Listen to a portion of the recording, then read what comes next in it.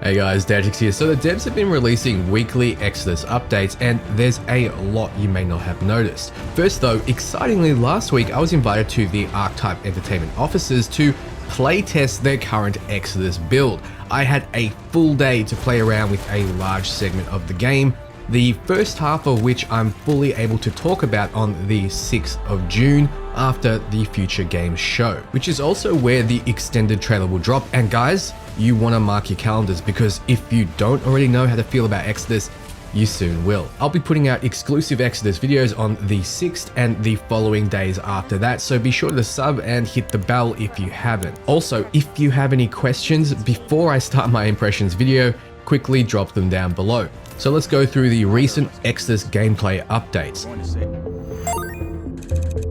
First, I want to run through the slightly older Breaching Khonsu video for details in its combat. Khonsu is most likely an area we exodus to in order to find ancient remnants. What you'll immediately notice is that your companions output decent gun damage on their own. This is Tom and Elise, the first two companions you'll get access to. Tom focuses more on control, where Elise is pure damage output and tank. Interestingly enough, they combo well together, as Tom's first ability, Cryo Bomb, can set up targets with a freeze, and Elise's first ability, Knockdown Missile, can detonate targets, getting off a cryo synergy combo, indicated by the icons. The BioWare inspiration is clear. Now, these enemies are ghosts, quite a bit stronger than your basic human enemies.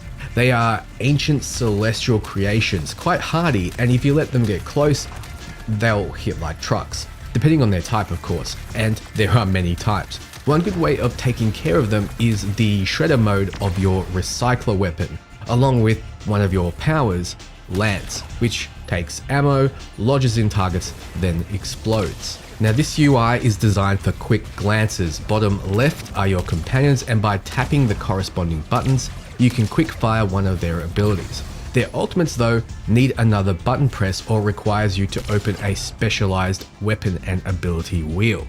You can also use the materials you pick up in the world to craft ammo. You aren't going to find ammo just laying around on uncharted alien worlds, so instead you throw materials into your recycler to refuel it, which makes sense. A traveler needs a tool which works on uncharted hostile environments.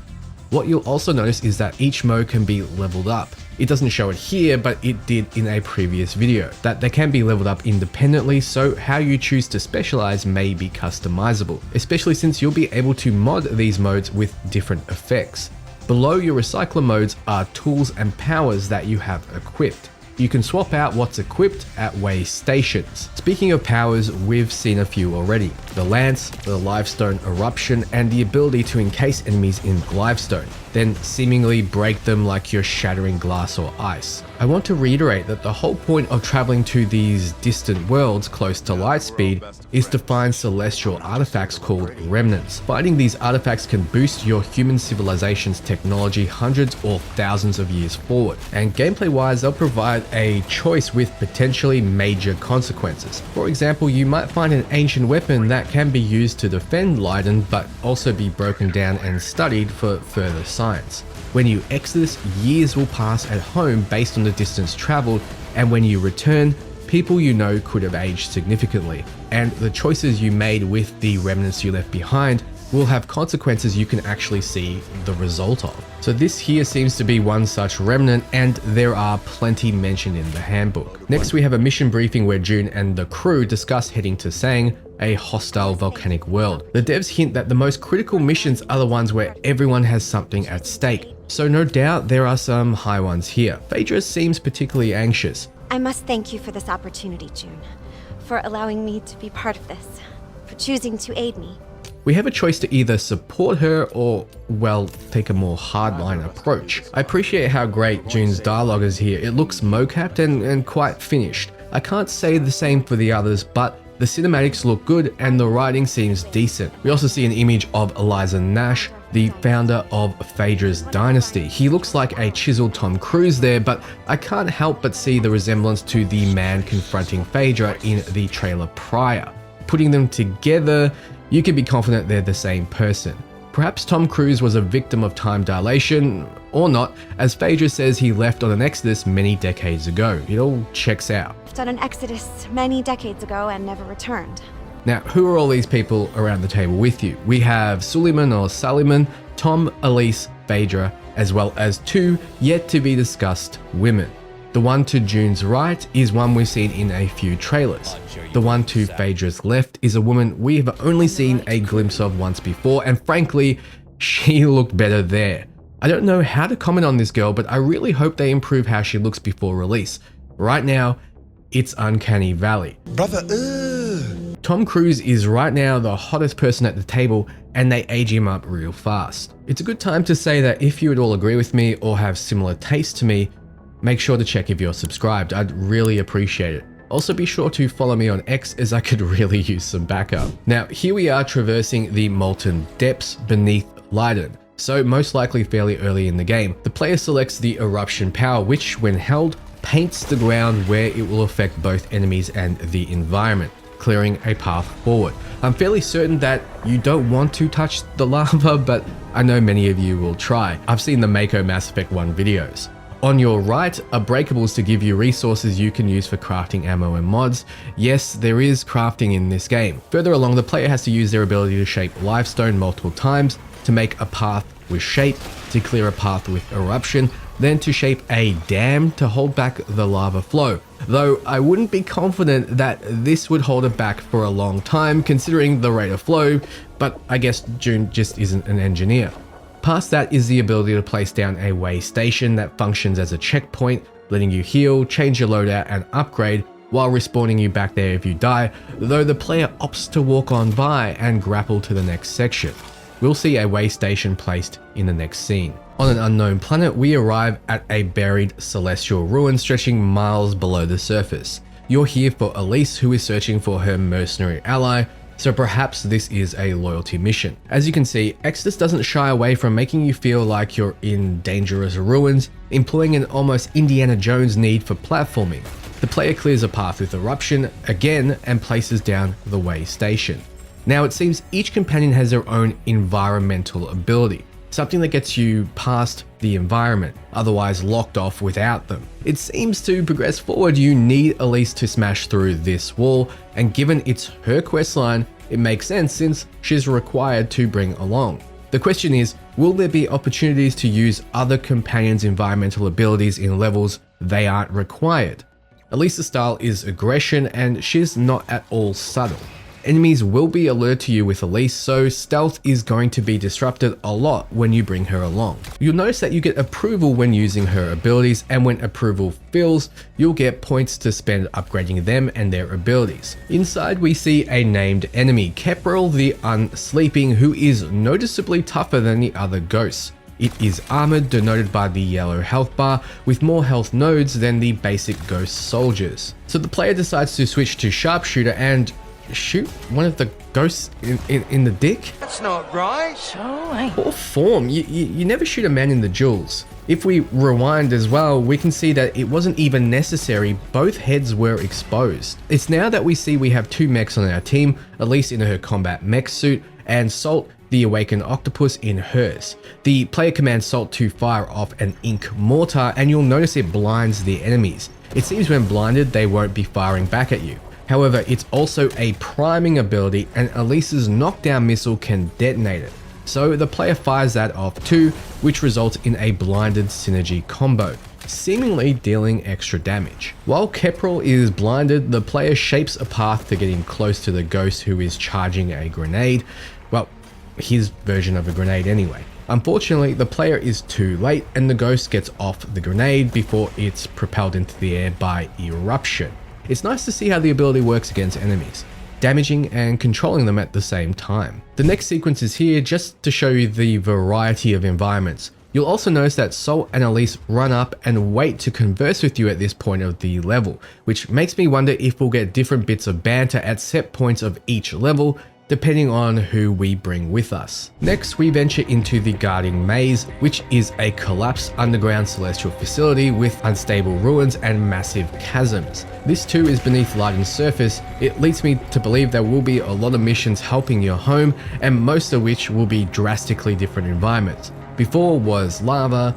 This is a dank cave and chasms. Doing missions on Leiden means you don't have to worry about massive amounts of time passing. In the distance we see a breed of changeling called the Gath. I've gone through Gath in another video, but they're genetically engineered by the Celestials to be an obedient workforce, only given the intelligence required to obey and do their tasks. The way that both Phaedra and Tom are standing next to it suggests that walking over there may trigger a conversation. But like any good RPG, the player can choose to ignore it and instead clear a path to the right. The player walks past materials and shapes a path with limestone.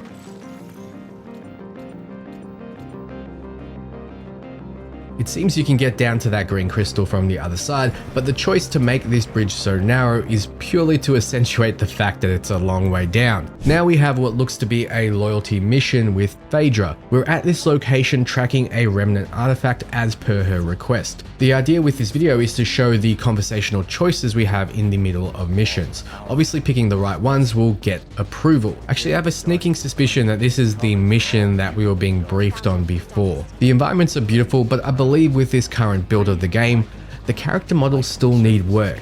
I get the idea behind Phaedra, but I really don't think her voice matches her face. The way I perceive the same sight is quite different. More LiDAR than stereoscopic vision. And I'm not entirely sure we need a blind girl on the team, but it should be interesting to see how it plays out nonetheless.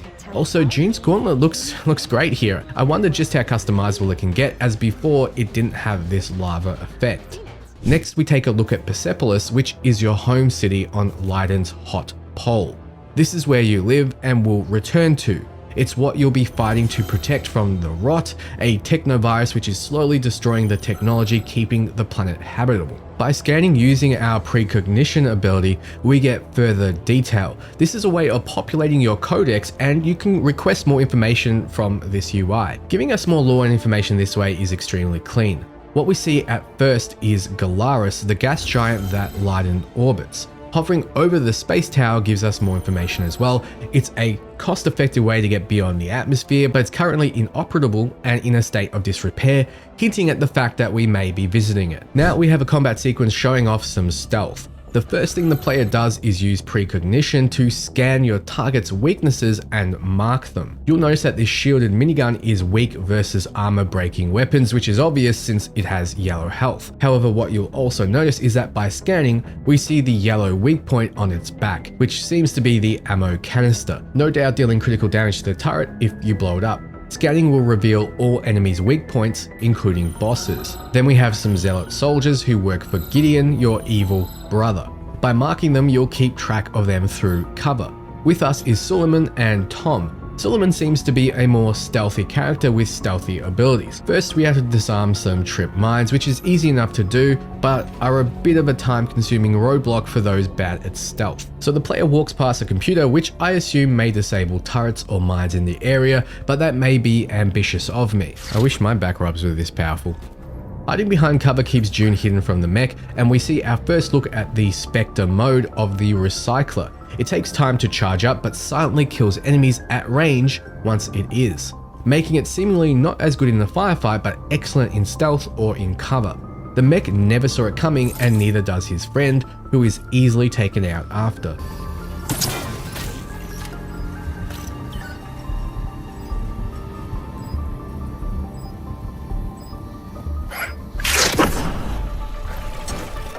Next, we travel to a planet within the Malak Bell system, so you won't be experiencing any real-time dilation getting here. The planet has a poisonous atmosphere, as well as sulfuric rivers and geysers. Buried in a crater is the wreckage of a derelict starship, which we'll want to explore. Once again, companions have stopped and are awaiting you to continue or to talk to them. So I bet there'll be plenty of these moments to bond, flirt, and find out more about them, which begs the question, will combat-related companions simply be easier to bond with versus the ones you can't bring with you? So that's everything we have until June the 6th. What do you think? Do you think your opinions will change after the extended gameplay trailer? Can they get worse? Can they get better? Let me know below. If you have any particular questions for me, be sure to ask before I go ahead and start the impressions video. Also, be sure to subscribe and like, as well as follow me on socials. It helps me know I'm not speaking to the void. Thank you so much for watching, and until next time, ciao friends.